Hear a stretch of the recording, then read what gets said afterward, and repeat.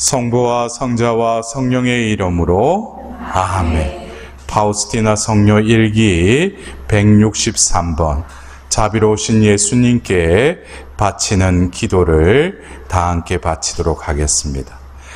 오 지극히 거룩하신 삼위일체시여, 제가 숨을 쉬는 그만큼, 제 심장이 고동을 치는 그만큼, 제 몸 안에서 피가 돌아가는 그만큼 그 수천 배 저는 주님의 자비를 찬양하고 싶습니다.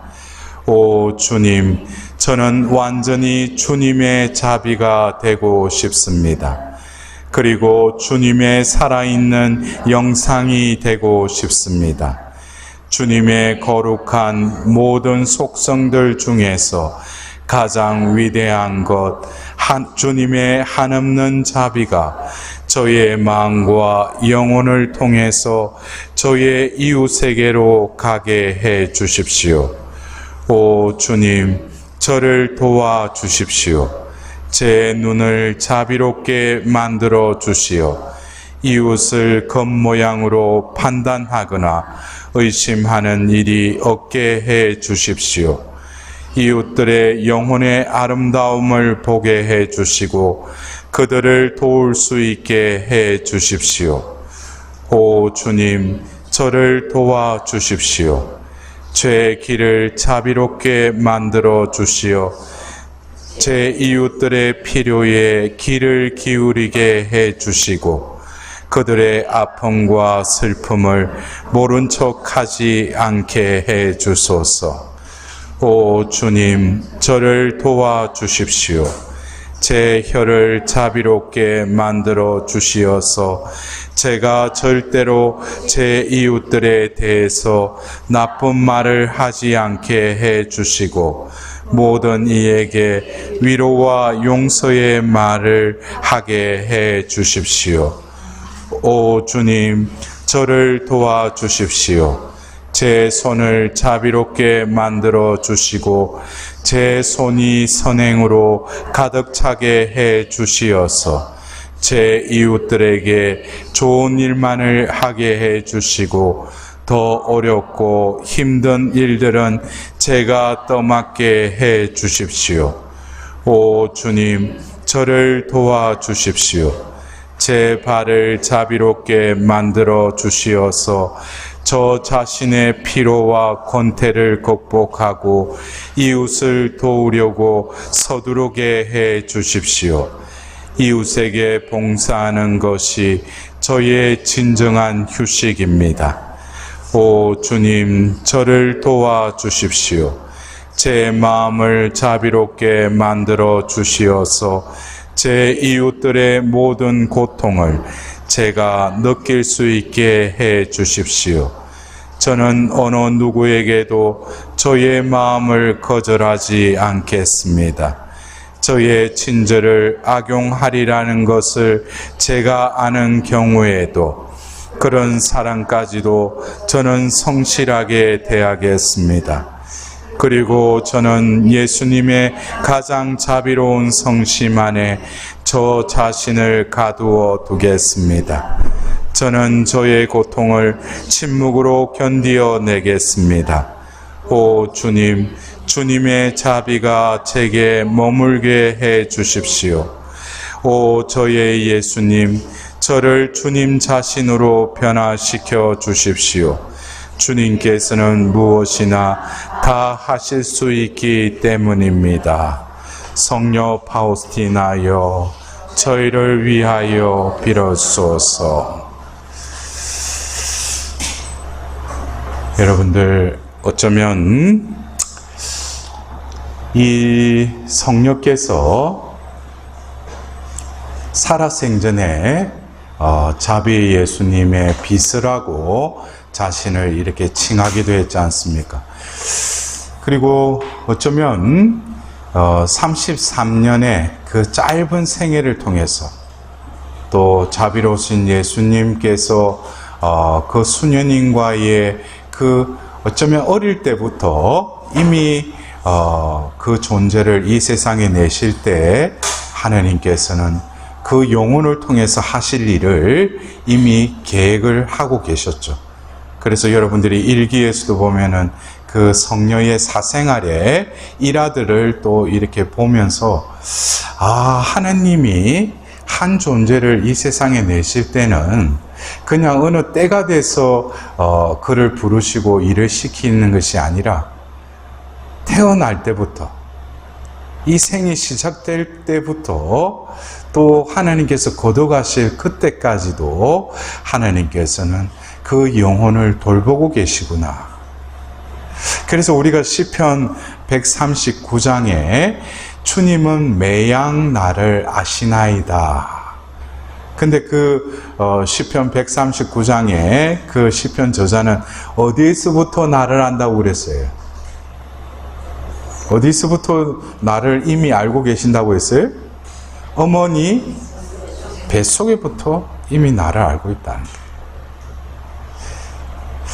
그래서 우리가 그 오후 3시에 여러분들이 하나님의 자비를 비는 5단 기도를 바치면서 오늘 문득 그런 생각이 들었어요.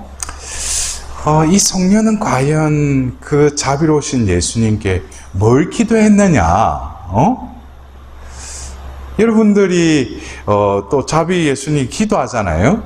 그것과 지금 이 일기 163번에 이 성녀가 자비로우신 예수님께 바친 그 기도를 한번 이렇게 비교를 한번 해봤으면 좋겠어요.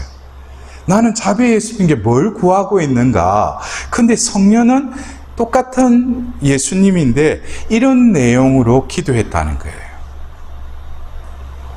여러분들도 잘 알고 계시는 이 일기 163번의 이 기도문을 한번 이렇게 단락별로 한번 이렇게 나누어서 또 자비로우신 예수님이 이 땅에 오셔서 공생애 중에 많은 이들을 만나셨어요.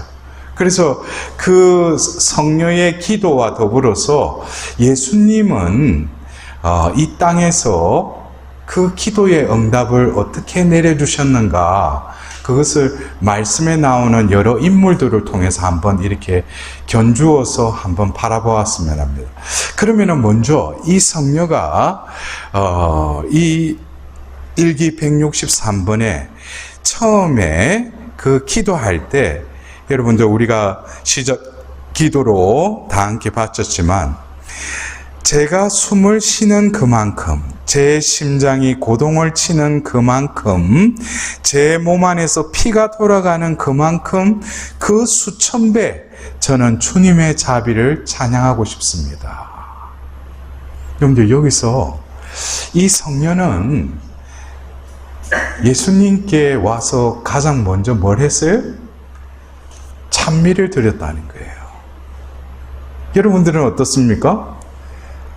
아이고 예수님 지금 저한테 무슨 일이 있는데 아이고 주님 좀 자비를 베풀어 주십시오. 예수님이 알고 계셔요? 모르고 계셔요?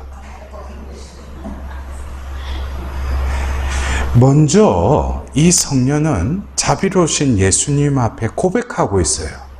뭐를 고백하고 있다? 나의 존재가 지금 존재하는 이유는 당신의 자비 덕분이라는 거예요. 내가 숨을 쉬는 그 자체, 그리고 내가 숨을 쉬면서 내 심장에 그 박동이 또 피를 움직이듯이 이 모든 것이 하나님의 자비라는 거예요. 좀 사뭇 나 자신과 뭔가 좀 틀리지 않아요?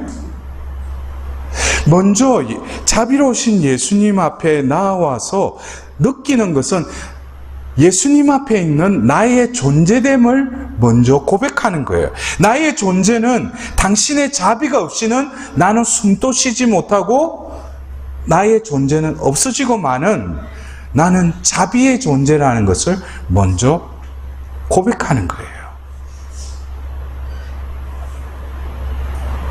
이것은 사뭇 우리가 예수님을 만나고 나서 그 앞에 무릎을 꿇고 저는 죄 많은 사람입니다 라고 누가 그렇게 고백했죠? 베드로죠. 하나님을 만나면은 그렇게 고백할 수밖에 없어요. 왜? 그분은 빛 자체이시니까. 그전에는 어두움에 파묻혀 살다가 빛 앞으로 나오면은 그 빛 앞에서는 자신의 모든 것이 적나라하게 다 드러나죠. 근데 우리는 예수님 앞에 와서도 기도를 하면서 그 존재 앞에 있는 나를 느끼지 못할 때가 많죠. 왜 그래요? 내가 지금 필요한 거, 구해야 될 것이 더 우선적이니까. 그래서 이 성녀는 먼저 자비로우신 예수님 앞에 섰을 때 자신의 존재됨은 바로 뭐라는 거예요?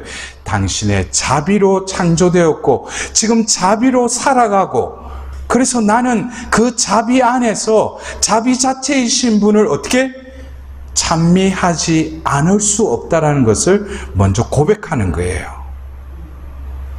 그리고 이어서 어떻게 보면 이게 자신이 자비로우신 예수님 앞에서 또 무엇을 고백합니까? 예수님이 나를 이 세상에 내신 그 목적, 그거를 어떻게 표현하고 있어요? 오 주님, 저는 완전히 주님의 자비가 되고 싶습니다.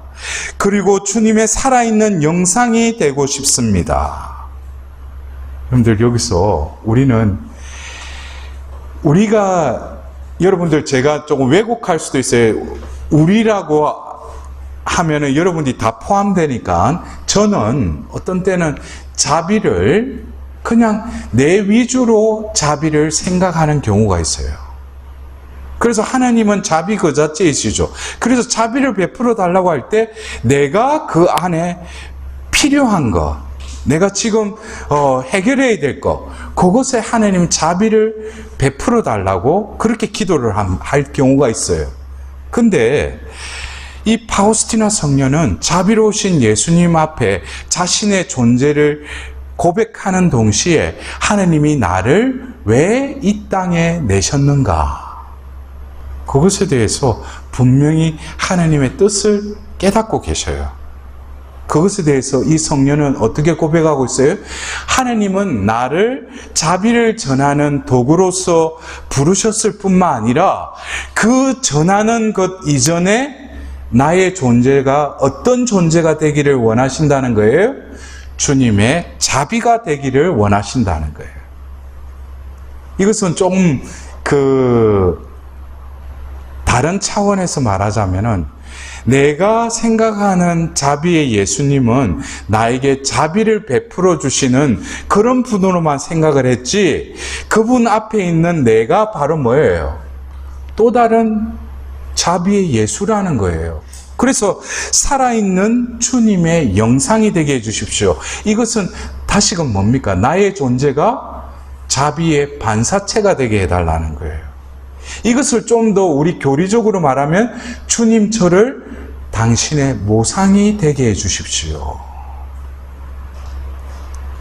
그래서 조금 이 사뭇 자비로우신 예수님께 이 기도를 바치는 이 성녀의 마음과 나의 마음, 좀 뭔가 같은 사람인데도 차원이 조금 틀리다고 생각이 안 드세요? 예. 그러나 여러분들도 우리가 자비에 의탁하는 삶을 살면은, 나를 왜 이 자비의 예수님이 나를 왜 부르셨는가? 그리고 나에게 왜 이 자비의 사도가 되라고 하는 건가? 라는 것을 이제 의탁의 삶을 살아가면은 존재론적으로 처음에는 자비를 베풀어 달라고 그 베푸시는 자비에 내 마음이 가 있었다면, 이제는 뭡니까? 베푸시는 것보다도 임하신 자비가 나의 존재를 스며들도록 내 존재가 이제 당신의 자비 자체로 변화되는 것에 내 마음이 움직인다는 거예요. 그러다 보면은 결국 자비를 베풀어 달라는 게 내가 이런 것에 자비를 베풀어 달라는 거, 그것에 관심이 있는 게 아니고 어디에 이제 관심이 있어요? 내 존재에 관심을 두게 되는 것이죠. 결국 나의 존재는 지금 기도의 대상인 자비의 예수님과 뗄래야 뗄 수 없는 일치된 존재라는 것을 깨닫게 되는 것이 어쩌면 그 자비의 사도의 궁극적인 부르심의 응답입니다.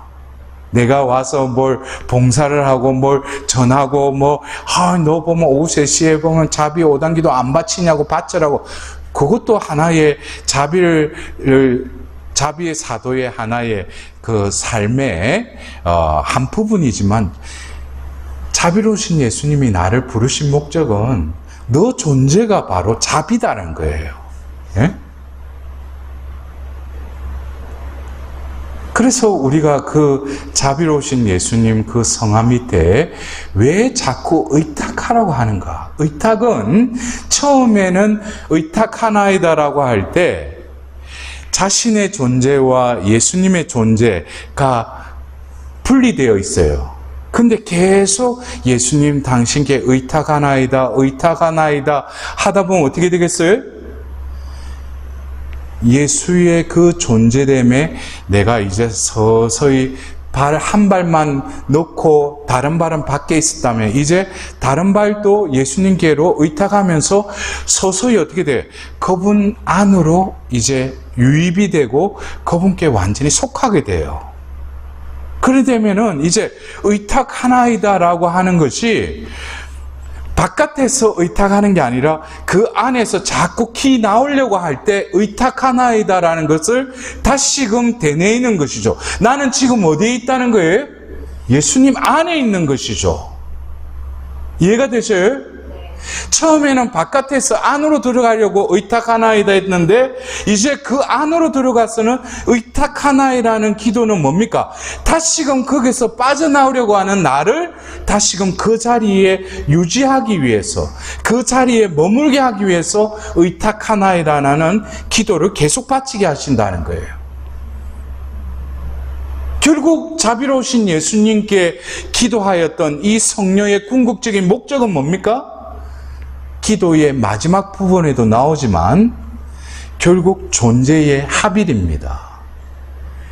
자비의 예수님과 나의 합일, 이것이 결국 자비의 사도입니다. 그렇다면은 이제 그 존재에 이 자비가 임하셔서 이제 스며들 거 아니에요. 예? 여러분들 안 그래요? 우리가 하얀 브라우스 세탁소에서 잘 세탁해가 가져왔는데 어디 초대받아가 갔는데 이렇게 반찬도 많은데 하필이면은 김치를 들어서 김치를 딱 들고 입에 넣으려고 하는데 그게 김치 국물이 톡 떨어진 거야. 그러면 어떻게 돼요? 하얀 브라우스에 싹 퍼지죠. 근데 그거를 막 치우려고 해도 아무리 좋은 세제로 씻는데 해도 한번 스며든 거는 없어지지 않아요. 우리 눈에는 깨끗하게 세탁됐다고 하지만 그 안에 그 천 안에 이미 뭐예요? 그게 스며들어 있죠. 그렇다면은 우리가 그만큼 예수님께 자비를 베풀어 달라고 했는데, 그러면 예수님이 우리에게 자비를 베풀어 주셨죠. 근데 내가 처음에는 자비가 임했는지 몰라요. 근데 이미 뭡니까? 자비가 내 안에 스며들어 있어요. 근데 그 스며든 그 자비가, 우리가 안 그래요? 조금 상한 음식을 그냥 난 조금만 먹었는데 어떻게 돼요? 먹고 나면 화장실에 왔다 갔다 하죠. 그럼 어떤 때는 알레르기 있는 음식을 어떤 분들은 그러더라고요. 복숭아 겉에 있는 그 털에 보면 조금 이렇게 손 댔는데 보면 온몸에 또 알레르기가 일어나는. 그것처럼 몸은 그런 것에 아주 민감하지만 우리의 영혼은 그렇게 자비를 베풀어 달라고 했는데, 또 예수님은 우리에게 자비를 베풀어 주셨는데도 그 자비에 합당한 열매가 맺어지지 않는 거예요. 그것은 왜 그래요? 자신이 자비를 베풀어 달라고 하는 내가 집중하는 그 부분하고 자비를 베푸시는 예수님이 이루고자 하는 그 부분하고 다르기 때문이에요. 제가 다르다라고 표현했는데 그거는 틀리다라는 것은 아니에요. 왜? 처음에는 자기가 살아가기 때문에. 그러니까 자기에게 자비를 베풀어 달라고 하니까 바깥에 자기가 원하는 것에 마음이 가 있을 수밖에 없죠. 그러나 자비가 나에게 임하시고 서서히 그 자비로 내가 변화가 되면은 더 이상 과거에 내가 자비를 베풀어 하고 한 그것에 더 이상 마음이 이끌리지 않아요. 왜? 내가 원하는 것은 그 자비의 예수님과 합일되는 것, 일치되는 것, 그것만이 나의 원이기 때문이죠. 그렇다면 자비가 내 안에 스며들면서 이 성령은 자비의 그 열매를 맺기를 예수님께 기도하고 있어요. 그러면서 신체의 각 부분에 자비가 스며들기를 원하십니다. 처음에 뭐에 대해서 기도하셔요? 눈에 대해서 기도해요. 제 눈을 자비롭게 만들어 주시오. 여기서도 뭡니까? 여러분들이 뜨고 있는 눈이 자기 눈이에요? 예수님 눈이에요? 여기서 헷갈리지. 저 신부가 뭔 소리 하는가?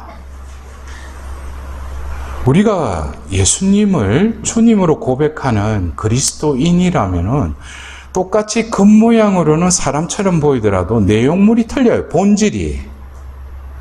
아무리 내가 주민등록장에 운전면허증, 이 세상에서 통용되는 여러 신분증이 있는 그것은 이 세속에 살기 위한 또 그냥 육신을 가지고 있으니까 이 사회 속에서 그냥 통용되는 나일 뿐이죠. 그러나 하나님은 우리를 이 세상에서 통용되는 게 아니에요. 나를 뭐로 불러요? 너는 내 마음에 드는 아들, 내가 사랑하는 아들이다 하면서 나를 당신의 자녀로 삼으셔요. 그래서 여러분들 어디 가서 신분증 내라라고 하는데 저는 하나님 자녀입니다. 그러면 뭐라고 할 거예요? 사람들이 이게 미쳤나 이럴 거 아니에요. 어? 세상에서 통용되는 나도 있지만 하나님이 나를 바라보실 때 나를 보고 지금 내 존재인 네 누구 아내고 남편이고 누구 아버지고 그거 하나님 눈에는 그게 필요한 게 아니에요. 하나님께 필요한 거, 하나님이 바라보시는 거는 당신이 지으신 존재, 하나님 자녀일 뿐이에요. 우리는. 그렇다면 하나님께서 우리에게 자비를 베푸실 때 하나님은 그 자비로 죄에서 우리의 영혼을 끌어올리시는데, 건지시는데, 하나님은 어떤 관점에서 그를 건져오시겠어요? 원래 창조한 그 모습대로 자비를 베풀어서 회복시키시는 거예요. 그런데 우리는 뭡니까? 이 세상 속에서 나로 생각하는 그 나가 필요로 한 거, 그것에 하나님 자비 베풀어 달라고 그러죠. 그러니까 이게 뭐예요? 번지수가 안 맞는 거죠. 그렇다고 해서 예수님이, 하나님이 그것을 방관하시는 분은 아니에요. 그러나 뭡니까? 먼저 이 파우스티나 성녀의 기도처럼 먼저 나의 존재가 어떻게 돼? 자비로운 존재로 변화시켜 달라는 거예요. 그래서 이 눈이 자비롭게 되면 어떻게 돼요? 이웃을 겉모양으로 판단하거나 의심하는 일이 없게 해주십시오. 이웃들의 영혼의 아름다움을 보게 해주시고 그들을 도울 수 있게 해주십시오. 그래서 이 눈은 뭡니까? 내가 이때까지 내가 바라보는 눈이 아니라 이 자비로 인해서 또 다른 눈이 열리는 것이죠. 그래서 여러분들 그래요. 바르티메오의 그 소경이 예수님께 왔을 때 그 소경이 뭐라고 해요? 다시 보게 해주십시오 그러죠. 그러자 예수님 뭐래요? 다시 보아라 하고 그러자 그가 즉시 다시 보게 되었다 그랬어요. 근데 이 다시 보게 되었다라는 것은 성경의 많은 소경들, 그리고 우리가 잘 아는 사도행전 9장에 다마스쿠스로 가던 그 사울이 말에서 떨어져서 결국 하나니아스에게 안수를 받자 눈에 비늘 같은 것이 떨어지면서 다시 보게 되었다 그랬어요. 이 다시 보게 된 것이 우리가 생각하는 그냥 시력의 회복이 아니죠. 뭐가 뜨인 거예요? 영안이 뜨인 것이죠. 믿음의 눈이 뜨인 것이죠. 그래서 여러분들의 눈은 어떠세요? 내가 좋아하는 사람, 나쁜 사람 이미 내 눈으로 판단하죠. 저 사람 보면은 내 해꾸지하고 나에게 상처 준 사람은 뭐예요? 나쁜 사람하고 이미 보면은 그 이막딱지에 보면 딱 표를 붙여놨잖아. 나한테 잘해주고 하는 사람들 뭐예요? 저 사람은 나에게 좋은 사람. 이게 바로 뭡니까? 창세기 3장에 죄를 짓고 나서 너희들이 하나님처럼 되어서 선과 악을 알게 될 줄 알고 선악과 나무를 따먹지 말라고 했다. 그 눈이에요. 내 마음에 드는 눈, 싫은 거, 이거 내가 선악을 좌지우지하는 거예요. 이 눈을 뭐예요? 이 눈이 아닌 제 눈을 자비의 눈이 되게 해달라는 거예요. 그래서 어떤 때는 우리가 그래요. 피정 갔다가 왔는데 피정 중에 감실 앞에 머무르고 좋은 말씀도 듣고 고해성사도 보고 그러니까 아니 똑같이 거울 보면 내 눈인데 집에 오니까 왼수 같은 그 인간이 예쁘게 보이는, 사랑스럽게 보이는 거예요. 예? 그게 보면 자기가 뭐 좋게 보려고 해서 좋게 보이는 게 아니라 내 눈이 하나님 사랑, 하나님 자비로 씻겨진 것이죠. 그래서 이 성녀의 제 눈을 자비롭게 만들어 주시다고 하는 것이 어떤 면에서 먼저 우리에게 있어서 자비를 그렇게 베풀어 달라고 했으면 먼저 내 눈도 어떻게 돼요? 자비롭게 해달라고 하는 거예요. 그리고 이것은 뭡니까? 제 길을 자비롭게 만들어 주시어 제 이웃들의 필요에 귀를 기울이게 해주시고 그들의 아픔과 슬픔을 모른 척하지 않게 해주십시오. 우리의 기는 뭡니까?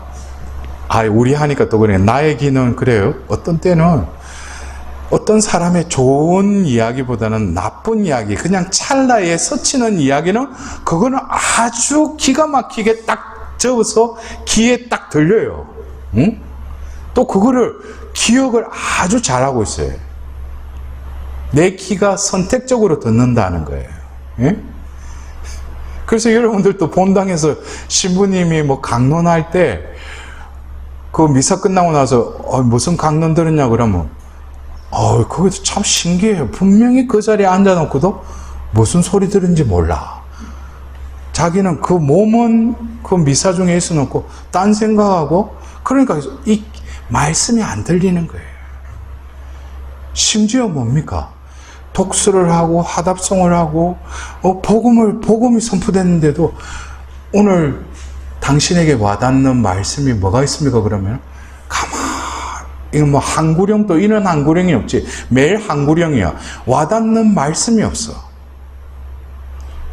이것은 심각한 기가 상실되어 버린 거예요. 영적인 듣는 기가 상실되어 버린 거예요. 그래 놓고 뭡니까? 누가 이렇게 전화가 왔는데 자기 구역 안에 어떤 자매가 뭐 스캔들은 아니래도 뭐 잘못한 것도 아니야. 근데 딱 들으니까 귀가 쫑긋하면서 그 귀를 통해 가지고 들어와 가지고 거기서 머무르는 게 아니고 또 어디로 이어져요? 내 혀로 전달이 되죠. 그리고 또 즉시 전화기를 들고 또 남에게 또 그래요. 그런 데는 아주 잽싸게 들어요. 그걸 아주 잊어먹지도 않아. 그게 뭡니까? 내 귀는 영적인 귀가 아니라는 거예요. 그리고 이 귀를 우리가 묵상하면서 지난주 그 복음 듣지 못하고 말하지 못하는 기머거리 반벙어리에게 예수님 뭐라고 하셨어요? 에파타 했죠. 열려라. 그래서 이것도 내가 자꾸 있잖아요. 내가 이런 거 하면 안 되는데 왜 남의 험담이나 우리 본당 신부님 그런 거는 들으면서 말씀도 안 들리고 뭐 어떤 좋은 영적인 말씀은 왜 안 들릴까? 그것에 대해서 자기가 한탄할 필요가 없고 그것에 자비를 베풀어 달라고. 이 파우스티나 선생님처럼 제 길을 자비롭게 만들어 달라고 기도해야 돼요. 그리고 이어서 뭐라고 합니까? 제 혀를 자비롭게 만들어 주시어서 제가 절대로 제 이웃들에 대해서 나쁜 말을 하지 않게 해주시고 모든 이에게 위로와 용서의 말을 하게 해 주십시오. 여러분들 여기서 보면은 이 기도가 어떤 때는 그래요. 아니, 말을 하는 주체는 낸데 왜 내 혀를 자비롭게 만들어 달라고? 그러면 내가 말하는 주체가 내가 아니고 뭐 하느님 자비로 내가 말하는 건가? 근데 그에 대한 좋은 예가 뭡니까? 바로 사도행전 2장에 성령 강림 사건을 봅시다. 성령이 그들에게 임하셔서 그들이 성령으로 가득 찼죠. 그리고 이어서 어떤 현상이 일어났어요? 성령께서 그들의 표현의 능력을 장악하셔요. 그리고 그들이 이때까지 배우지도 못했던 외국어로 말을 하기 시작해요. 그러면은 뭡니까? 이 혀도 내가 이때까지 야고보서에 나오는 그 큰 배에 그 닭과 같이 그런 구실을 했다면은 악과 그 협력하는 도구로 쓰임 받았다면은 성령의 도구로 쓰임 받을 수 있다는 거죠. 내 혀가.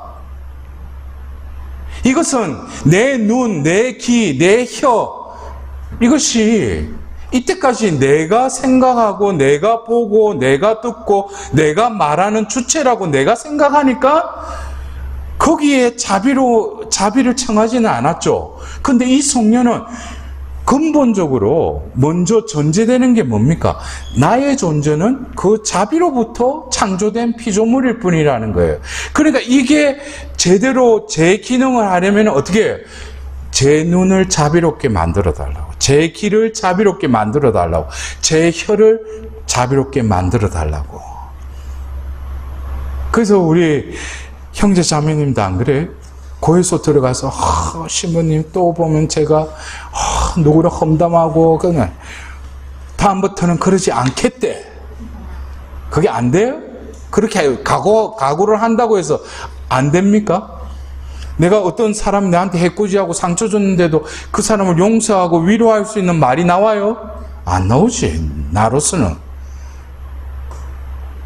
그래서 이 자비가 그냥 내가 이때까지 생각했던 내 필요한 것에 자비를 베풀어 달라고 하는 것이 아니라 내 존재의 구석구석에 자비가 스며들게 해달라는 거예요. 그리고 뭐에 대해서 기도해요? 제 손을 자비롭게 만들어 주시고 제 손이 선행으로 가득 차게 해 주시어서 제 이웃들에게 좋은 일만을 하게 해 주시고 더 어렵고 힘든 일들은 제가 떠맡게 해 주십시오. 이 기도문을 보면서 문득 떠오르는 복음이 바로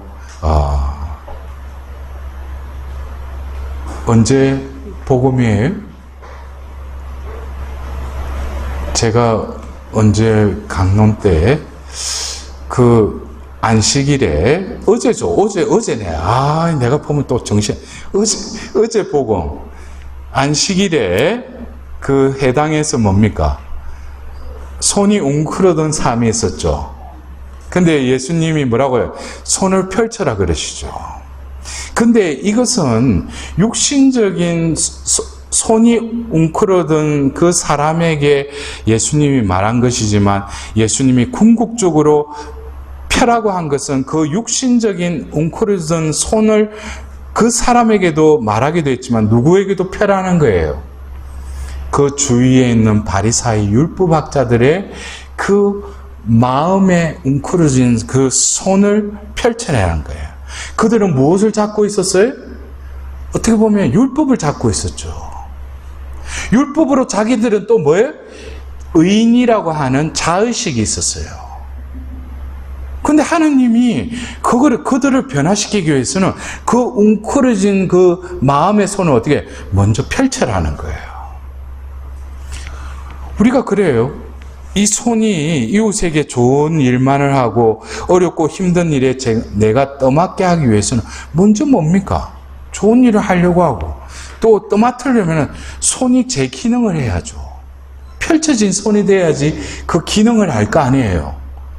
자기 것만 움켜쥐고 있다면은 이거는 이 기도문은 뭐예요? 이거 할 수가 없죠. 그러니까 이 기도문을 통해서 예수님께서는 공생애에 그 손이 웅크러든 사람에게 뭐라고 했어요? 손을 뻗어라 하신 그 말씀을 우리는 또 이 기도문, 이 성녀의 기도문을 통해서 한번 묵상해 보셨으면 합니다. 그리고 이제 또 뭐에 대해서요? 손에 쓰니까 이제 발을 자비롭게 만들어 주시어 저 자신의 피로와 권태를 극복하고 이웃을 도우려고 서두르게 해 주십시오. 이웃에게 봉사하는 것이 저의 진정한 휴식입니다. 여러분들 이 말씀을 이렇게 이 기도문을 보면서 떠오르는 기절이 저에게는 마태오복음 25장에 그 최후의 심판 말씀이 떠올랐어요. 여러분들 그래요. 오른쪽에 서 있는 사람한테 예수님께서 그런 말씀하셔요.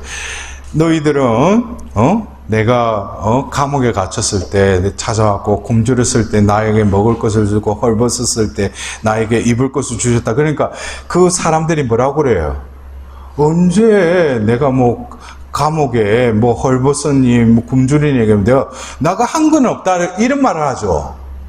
여기서 결국 그들이 내가 저 사람들한테 선행을 해야지 하고 그들에게 가서 한 것이 아니라 나를 이끈 것이 뭐랍니까? 그게 자비로 나를 이끌어 주셨다는 거예요. 그러니까 보니까 내가 한 거는 없어. 그냥 자비로 내 발을 그냥 이끄셔서 그들에게 가서 그냥 베풀었을 뿐인데 곧 가장 보잘것없는 이들에게 베푼 것이 곧 누구에게 해준 것이다? 나에게 해준 것이다. 그러니까 여기서 어디까지 나왔어요? 처음에 눈, 귀, 혀, 손, 발. 그래서 우리가 육적인 삶은 살아가서는 안 되지만 하나님이 우리에게 부여해 주신 이 육도 뭡니까? 구원을 받는 데 있어서는 소중한 영역입니다.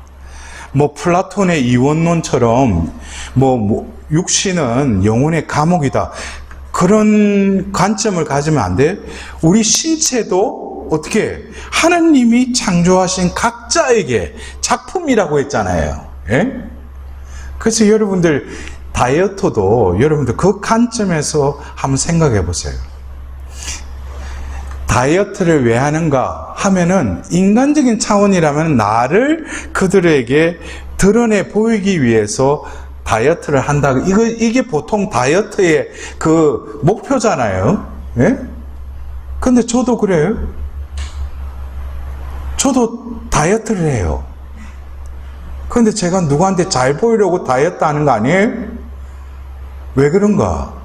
배 이렇게 나오고 이래가지고 여러분들 회복하십시오 이러면 야 니나 회복해라. 니 보면 내가 말씀을 전하는 데에 그것이 나로부터 유출이 된다면 내 존재도 뭡니까? 하나님의 복된 존재가 돼야죠. 여러분들 아셔야 돼요. 내가 어떤 봉사를 할 때 내 존재가 봉사자의 그 합당한 존재가 되려면 내 존재가 밝아야 돼요. 얼굴 찌푸리고 그런데 그 사람들 보면 저 사람이 하나님의 도구로 쓰임을 받으려면 그게 합당하게 뭡니까? 내가 복음을 전하는 데 있어서 남들이 볼 때 저 사람이 먼저 복음을 받아들였구나. 복음을 받아들이니까 저 존재가 어떻게 돼요? 이거 밝게 빛이 나고 뭔가 환하고 뭔가 틀리구나. 그거는 그 사람의 외관상으로 보더라도 그걸 알 수 있어요. 그래서 저는 그것 때문에 다이어트를 하는 겁니다. 여러분들 그래요? 우리가 남한테 보이기 위해서 겉도도 고치고 어디 가가지고 그래가지고 하느님 앞에 갔더만은 분명히 내가 치울 때는 이렇게 치웠는데 이상한 사람이 돼서 온 거야. 그래서 이게 내가 치운 잔지 아니면 이게 완전히 이게 면상이 완전히 달라져 왔으니까, 하나님 보실 때, 이거는 내가 심판을 하긴 해야 되는데, 내가 지은 그 존재인지 아닌지 모르는 거예요, 이게 왜? 워낙 많이 꽂혀버리니까. 응? 근데 여러분들 그래요? 저도 이제 어떤 때 이제 병자성사다 이래가지고, 그 양로원이나 어떤 병원에 나이 드신 분들이 있잖아요. 아무리 칼 자국 되고 뭐 그것도 있잖아요. 한순간이야. 그 나이 때 조금만 그거 넘어서면은 주름살 생기고 이제 하느님께 갈 때 되면 다 똑같아. 근데 오히려 그 손댄 사람들이 더 조금 얼굴이 험악하게 되지. 근데 가서 보면은 어느 정도 감이 와요. 이 사람이 어떻게 살았는지. 어떻게 보면 깊은 주름이 들고 손도 그렇고 몸은 그렇게 되더라도 그 안에 하나님의 생명, 하나님의 영이 머물러 있는 존재는 똑같은 나이가 들어도 틀려요. 가서 보면 알아요. 이게 기도해 보면 알아요. 그래서 우리가 어쩌면 잘 사는 것, 그것은 왜 잘 사는 거예요? 잘 죽기 위해서 사는 것이죠. 잘 사는 것이지. 그러나 잘 사는 거, 배부른 거, 내가 누구보다도 위세 떨치면서 살 거, 그것이 잘 사는 거라고 하는 사람들은 죽을 때 후회하죠. 그러나 우리 그리스도인에게서는 성모님께 바치는 그 성모송에도 우리는 마지막에 죽을 때 저희를 위하여 피를 달라고 매번 기도해요. 여러분들 죽을 때 그恩총이 얼마나 큰恩총인지 모릅니다. 제가 지난 8월 초에 그 이태리 로마 갔다 와가지고 그 한국에 도착한 그 다음날 제가 아는 분의 그 어머니가 조금 위독하라는 거 아셨어요. 근데 시차 적응도 안 됐는데 왠지 모르게 미사를 드리는데 그 영혼이 제 마음에 와닿았어요. 그래서 그 다음날 제가 찾아가겠다고. 그래서 그 양로원에 가서 오전 중에 가서 갔는데 원래 숨을 제대로 쉬지 못해서 인공호흡기를 닫고 이렇게 계신데 제가 가니까 막 환하게 맞아주는 거예요. 근데 이미 몸은 거의 산송장이었어요. 근데 인공호흡기를 떼고 저하게 또 고해 성사를 더듬더듬 다 하고 제가 총고해와 더불어서 그 전대사를 주고 그 다음에 병자성사를 줬어요. 그리고 제가 나와서 그 아는 분거든 몇 분 하고 같이 식사를 하고 저는 이제 다시 미사를 드리러 떠나고 이제 집에 왔어요. 집에 와서 이제 오후 3시에 성시간을 이제 성체를 현시해 놓고 제가 고해소에 앉아 있는데 문자가 온 거예요. 오후 3시에 돌아가셨다고.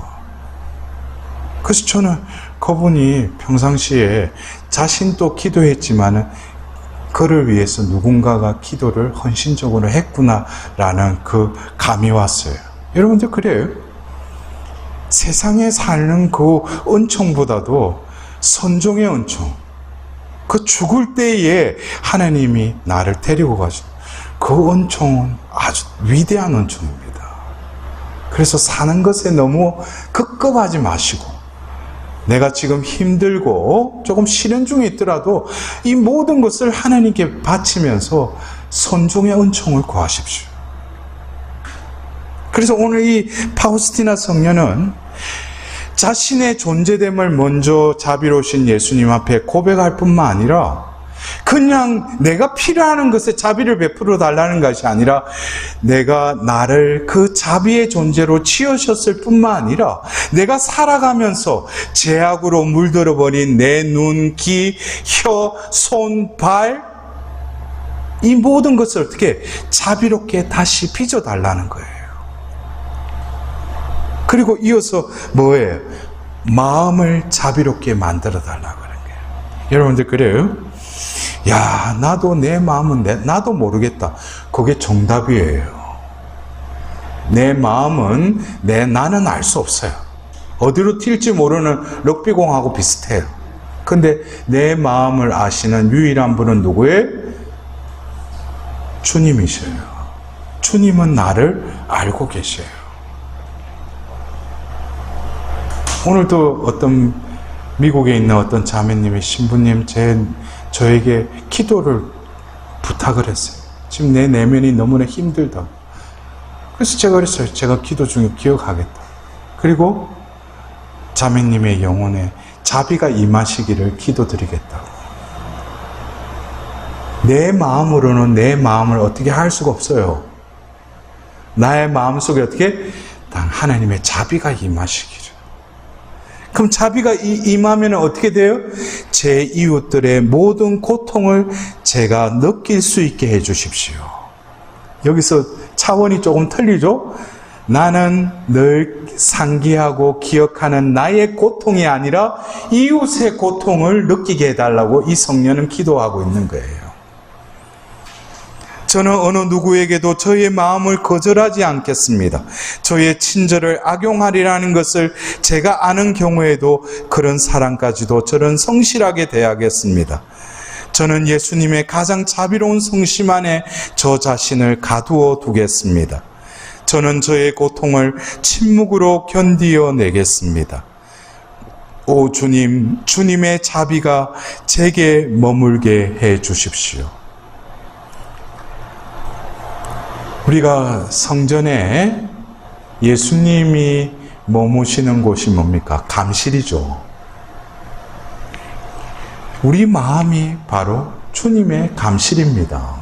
살아 움직이는 감실이죠. 그래서 이 성녀에게는 내가 누구로부터 받은 상처를 내 마음에 간직하는 곳이 아니고, 내가 살기 위해서 잔머리 굴리면서 내 계획을 담아놓은 내 마음이 그 장소가 아니라, 내 마음은 오롯이 뭐예요? 자비로우신 예수님이 거처하시는 곳이라는 거예요. 그러니까 이게 얼마나 이 성녀가 자비로우신 예수님께 드리는 이 기도의 차원이 사뭇 나와 조금 다르지 않는가. 근데 더 근원적으로 들어가 보면은 어디서부터 인식이 조금 뒤틀리기 시작한 거예요? 이 마음을 나의 마음으로 생각하기 때문에. 여러분들 안 그래요? 마음 하면은 내 마음이지 뭐 네 마음이가 내 마음이지. 근데 이 성녀는 자신의 그 마음도 뭡니까? 주님의 자비의 거처로 생각하고 있었던 거예요. 그러니까 자기가 생각하고 자기가 하는 것도 다 뭡니까? 이것은 내 마음에 그게 머무를 그게 아닌 거예요. 오로지 이 존재의 그 중심에는 누구만이 계셔요? 그리스도만이 계신 것이죠. 그래서 그것은 어쩌면 교회가 생기면서 이방인의 사도로 부르심받았던 그 바오로 사도의 고백, 그 고백은 어쩌면 교회가 면면이 역사적으로 거룩한 자, 성인들의 삶을 보면 다 일치해요. 그 일치된 게 뭐냐면은 갈라디아서 2장 20절에 이제는 내가 사는 것이 아니고 그리스도께서 내 안에 사십니다. 이게 그리스도 안에서 거룩한 자들의 고백이죠. 그래서 하나님의 자비가 나의 모든 이 존재의 각 부분뿐만 아니라 마음까지도 나를 차지해 달라는 거예요. 그러려면 그 존재가 서서히 어떤 존재로 변화되겠습니까? 주님의 자비가 되겠죠. 그래서 마지막으로 이 성녀의 그 기도의 마지막에 이 성녀는 어떻게 기도하고 있습니까? 오, 저의 예수님, 저를 주님 자신으로 변화시켜 주십시오. 주님께서는 무엇이나 다 하실 수 있기 때문입니다. 그러니까 여러분들, 이 일기 163번의 이 기도를 여러분들 다 알고 계시죠? 근데 이 성녀가 자비로우신 예수님께 궁극적으로 기도를 하였던 것은 자신의 존재가 자비가 되게 해주실 뿐만 아니라 주님 자신으로 변화시켜 달라는 거예요. 이게 자비로우신 예수님께 드린 그 기도라는 거예요. 여러분들, 조금 이 기도에 제가 차원 하니까 좀 차원이 틀리긴 틀리죠? 예?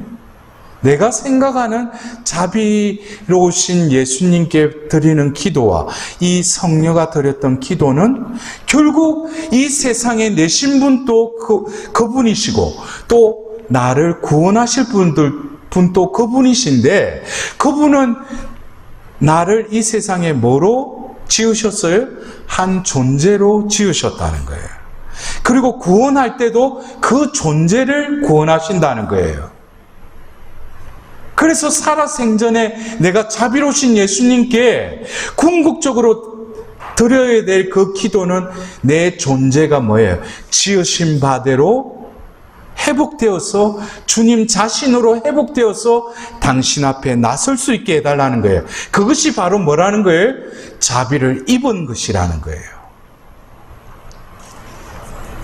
여러분들, 어쩌면 우리가 내가 수없이 내가 바쳤던 그 자비를 베풀어 주십시오. 그래서 궁극적으로 성경에 나오는 10명의 나은 자가 예수님께 멀찍이 서서 큰 소리로 뭐라고 했어요? 다윗의 자손이신 예수님, 저희에게 자비를 베풀어 주십시오라고 크게 소리 질렀죠. 그러자 예수님이 그들 가운데 이렇게 오시면서 뭐 너희들 나병이 깨끗이 나아져라 이런 말도 안 하셔요. 사제에게 가서 너희들 몸을 보여라 그랬어요. 그래서 한둘씩 그 길을 떠나갔어요. 근데 얼마 후에 한 사람만이 예수님께 돌아왔어요. 그러다 예수님이 이렇게 물어보시죠. 나머지 9은 어디에 갔느냐? 그런 말씀하셨잖아요. 근데 이 9은 왜 이 한 사람과 달리 왜 떠나갔겠는가? 그것은 제가 묵상해 본 결과로는 그들이 사제에게, 왜냐하면 사제만이 그들이 정결하다, 정하다라고 하는 판결을 내릴 수 있다는 것이 모세 율법에 나와 있기 때문에 너희들이 그냥 병 낫는 것보다도 사제에 가서 너희는 부정함에서 해방되어서 정하다라는 것을 선언을 받아라는 뜻이에요. 근데 가다가 보니까 그들이 어떻게 됐어요? 예수님께 자비를 베풀어 달라고 했는데 육신의 나병이 깨끗해진 거예요. 그러니까 9명은 자비를 베풀어 달라고 했던 그 기도의 응답을 다 받은 줄 알았던 거예요. 그리고 9명은 제 갈 길로 가버린 거예요. 근데 예수님께 돌아온 이 한 명의 나병 환자였지만 이제 치유를 받은 이 존재는 뭡니까? 왜 예수님께 다시 돌아와서 무릎을 꿇고 그 앞에 엎드려 감사를 드렸어요? 그가 처음에는 자기도 이 나병을 낫게 해달라고 그 마음으로 예수님께 자비를 베풀어 달라고 했는데 9명은 자비가 그 피부에 닿자마자 그 자비가 치유가 일어난 그것에서 멈춰버렸지만 그에게는 그 영혼 깊숙이까지 하나님의 자비가 스며드는 거예요. 그러니까 바로 나에게 자비를 베푸신 그분이 바로 누구라는 거예요? 바로 주님이시라는 거예요. 자비 자체이신 분이시라는 것을 깨달은 거예요. 그래서 자석에 그 철이 붙듯이 그 존재로 움직여진 거예요. 그리고 그 존재 앞에 엎드려서 감사를 드리는 겁니다. 그냥 나에게 나병 낫게 해주니까 감사드리러 온 게 아니에요. 이 존재가 진정한 하나님의 자비를 입은 영혼입니다. 여러분들, 오늘 이 일기 163번에 자비로우신 예수님께 그 기도 바치셨던 파우스티나 성녀의 그 기도문을 바라보면서 나도 오후 3시에 알람 켜놓고 아까도 저기 올리던데 그냥 자비를 베푸소 자비를 베푸소 뭘 자비를 베풀어 달라고 하는가? 내 존재에 자비가 이제는 스며들어야지. 그냥 바깥에 거기에 주님 자비 베풀어 달라고 나의 존재가 어떻게 된다는 거예요? 주님이 지으신 그 자비의 존재로 회복되게 해달라는 거예요. 마지막 예수님께 돌아왔던 그 한 명이 될 수 있도록. 그렇게 될 때 여러분들은 바로 이 생에서의 그 마지막 숨을 내뱉는 순간에 우리에게 뭡니까? 비로소 그 자비를 베풀어 달라고 했던 그 자비의 응답으로 우리에게 무엇을 불어넣어 주시겠어요? 영원한 생명의 숨이 나에게 불어넣어지는 거예요. 여러분들, 그것이 바로 하나님의 위대한 자비입니다. 여러분들, 오늘도 이 성령과 더불어서 우리의 존재가 주님 자신으로 변화되게 해달라고 이어지는 성시간 때 자비로우신 예수님, 성체에 계시는 예수님께 기도하도록 합시다. 영광이 성부와 성자와 성령께, 성부와 성자와 성령의 이름으로 아멘.